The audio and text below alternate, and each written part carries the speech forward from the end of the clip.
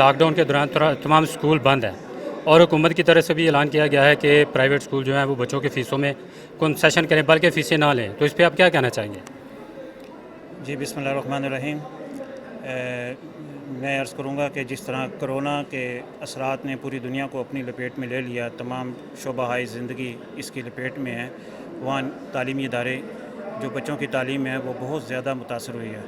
اور اگر ہم پاکستان کی بات کریں تو پاکستان میں کیونکہ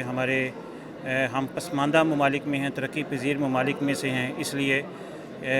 جب یہ کرونا وائرس کی صورتحال پیدا ہوئی تو نہ ہم ذہنی طور پہ اس کے لیے تیار تھے اور نہ ہی ہم نے کوئی اس کے لیے انتظامات کیے تھے۔ اور جب یہ صورتحال پیدا ہوئی تو سب سے پہلے جو حکومت کی طرف سے پیغام آیا وہ یہی تھا کہ نجی تعلیمی اداروں جو کالجز ہیں، یونیورسٹیز ہیں، ان کو بند کر دیا جائے۔ اور لیکن یہ نہیں دیکھا کہ ٹھیک ہے کہ بند کر دیے آپ نے ادارے، لیکن اس کے بعد پھر آپ نے اس کو مزید ایکسٹینڈ کر دیا کہ 15 جولائی تک یہ تعلیمی ادارے بند رہیں گے۔ ٹھیک ہے، ہم سمجھتے ہیں کہ بچوں کی صحت، بچوں کی زندگی بہت ضروری ہے، کسی بھی اس پہ کمپرومائز نہیں کیا جا سکتا۔ لیکن اس کے ساتھ ساتھ حکومت کو چاہیے تھا کہ متبادل کو انتظامات کرتے، کم از کم دیکھتے کہ 2 لاکھ تعلیمی ادارے ہیں، ان میں 20 لاکھ سے زیادہ اساتذہ کرام ہیں اور 50 لاکھ خاندان اس سے وابستہ ہیں، تو ان کا کیا ہوگا کہ یہ تعلیمی ادارے بند ہوں گے۔ گورنمنٹ کو چاہیے تھا کہ ادارے جب بند کیے تھے تو ان اداروں کے جو اساتذہ ہیں، جو 20 لاکھ سے زیادہ اساتذہ ہیں جن کے بے روزگار ہونے کا خطرہ بہت بڑھ گیا ہے، ان کے لیے کوئی ریلیف پیکیج کا اعلان کرتے اور پھر اداروں کو فیسیلیٹیٹ کرتے، اداروں کو کہتے کہ جی ٹھیک ہے، ٹیچرز کو ایکسیس دیتے، اداروں کے اندر وہ آتے اور وہ آن لائن سسٹم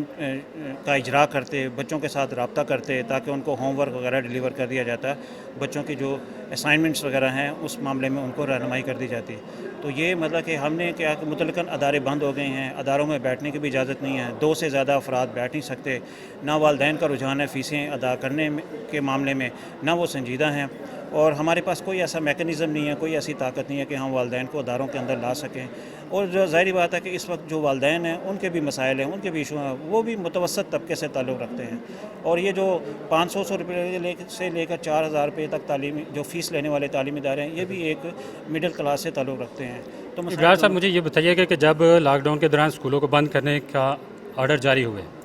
اس وقت آپ کی ایسما کسی پلیٹ فارم پہ بیٹھی، کوئی اس پہ بات چیت کی کہ آیا ہم آگے کیا لائحہ عمل اپنائیں گے؟ ہم نے اپنی ایسوسیشن کے اوپر حکومت پاکستان سے رابطہ کیا، وزیر اعظم پاکستان کو ہم نے لیٹر لکھا، حماد اظہر جو وفاقی وزیر صنعت ہیں ان کو ہم نے لیٹر لکھا، شفقت محمود صاحب کو لیٹر لکھا، اور یہ نجی تعلیمی اداروں کے جو مسائل تھے ان سے ہم نے ان کو آگاہ کیا اور بتایا کہ ایک کرونا سے بھی بڑا ایک بحران، تعلیمی بحران ملک میں جنم لے گا اگر یہ ادارے بند ہو جاتے ہیں۔ 50% تعلیمی ادارے بند ہو جاتے ہیں تو 50% تعلیمی ادارے بند ہونے سے مراد ہے کہ 1 لاکھ تعلیمی ادارے بند ہو جائیں گے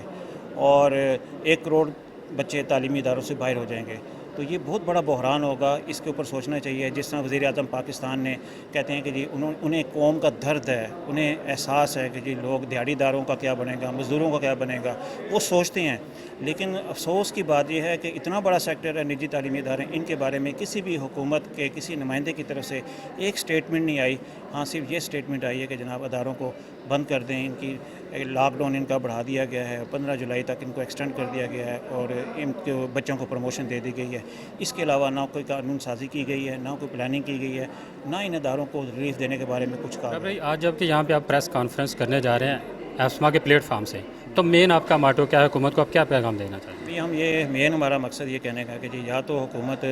جو نظر ثانی کرے اپنے فیصلے کے اوپر، 15 جولائی کو جو تعلیمی ادارے کھولنے کا اعلان کیا ہے اس فیصلے پہ نظر ثانی کرے۔ آپ نے تمام شعبہ زندگی کو اجازت دے دی ہے، تمام لوگوں کو کاروبار کرنے کی اجازت دے دی ہے، ٹرانسپورٹ کو اجازت دے دی ہے آپ نے، لیکن نجی تعلیمی اداروں کو اجازت ابھی تک نہیں ملی۔ یا تو پھر نجی تعلیمی اداروں کو SOPs کے تحت ان کو کھولنے کی اجازت دی جائے، یا پھر حکومت اگر یہ نہیں کر سکتی تو بلا سود آسان شرائط پر ان کو قرضے دیے جائیں۔